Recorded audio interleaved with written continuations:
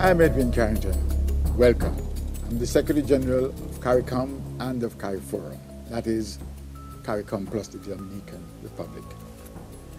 I would like to share a few words with you about the Economic Partnership Agreement, of which we'll hear a lot more in the next 45 minutes. Let me give you a little bit of the background. In 1973, the United Kingdom entered the European Community. Caribbean leadership, to protect our sugar, our bananas, our rice, and rum, helped to lay the foundations for the Lomé Conventions, and there were 4 of them, and later for the Cotonou Agreements. These agreements were to protect our vital trading interests in the European market. This new agreement, the EPA, which is in part due to the World Trade Organization, alters fundamentally the trade and economic cooperation relations between CARIFORUM and the European Community. But that is not all.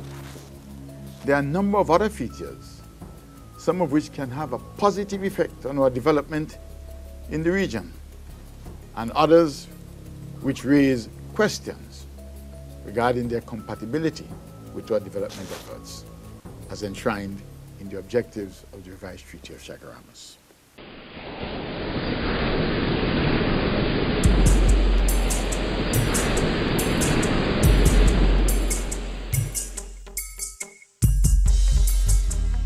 The end of the first decade of the 21st century, and the Caribbean faces the challenge of shaking off more than 500 years of oppression, dependency, and fragmentation.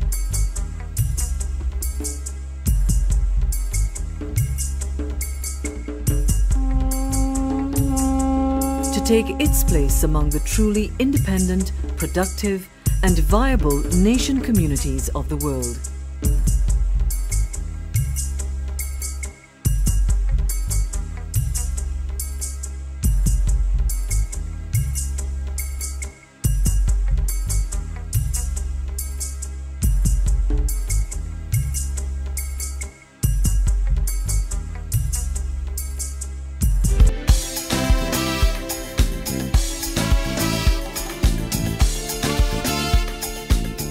Between its past and the future is the moment we call the turning point.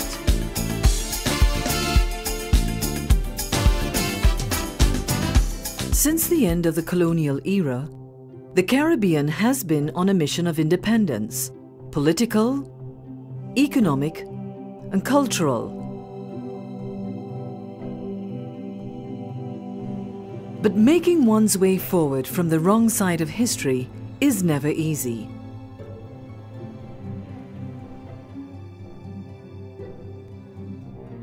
In a world increasingly defined by competition and free trade, the Caribbean has had to re-engineer itself, its institutions, and its operations to engage a future very different from the past. There have been key markers of progress along the way. Markers like the historic Chaguaramas Declaration of 1973, which gave birth to CARICOM and created a common market for goods produced by manufacturers across the CARICOM region. People want to know why Jamaica runs from the Federation.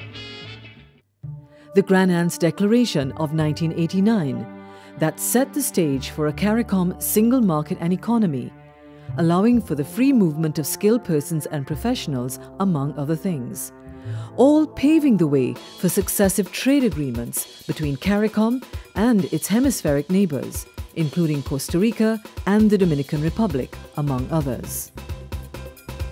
And now, today, with Caribbean businesses, service providers, professionals, and cultural creators ready and anxious to explore and break into new horizons, comes another historic trade agreement known as the CARIFORUM EC Economic Partnership Agreement, the EPA.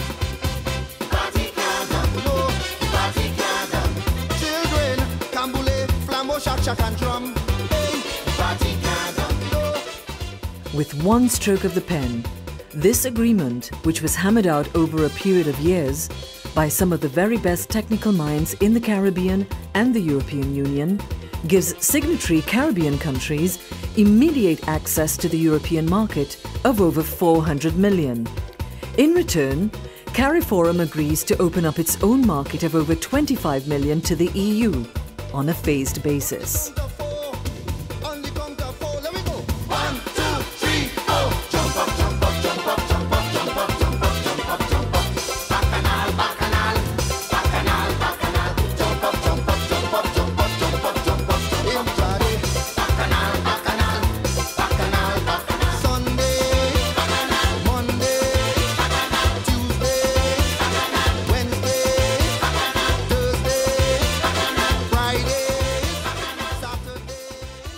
Elements of the Economic Partnership Agreement make it unprecedented in global trade relations. Some say it is even the envy of many.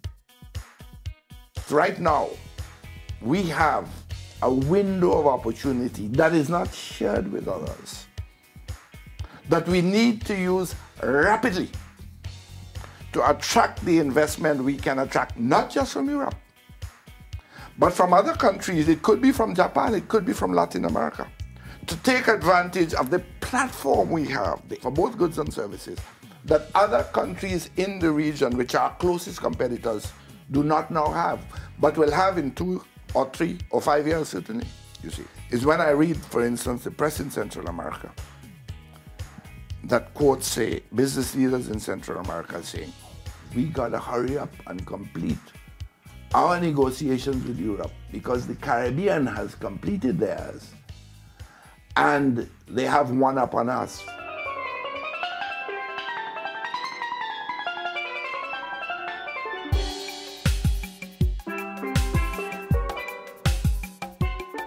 What makes the agreement very different from others signed between developed and developing countries is the development dimension built into the EPA.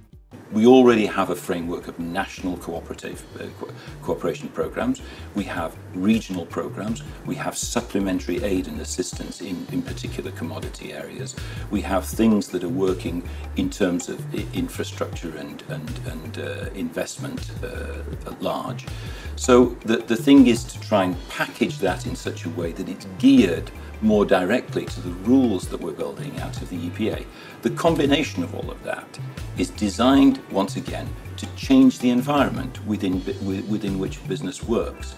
It isn't for the business of government to do the business, but rather to create the conditions so that those businesses can operate, private sector can operate effectively.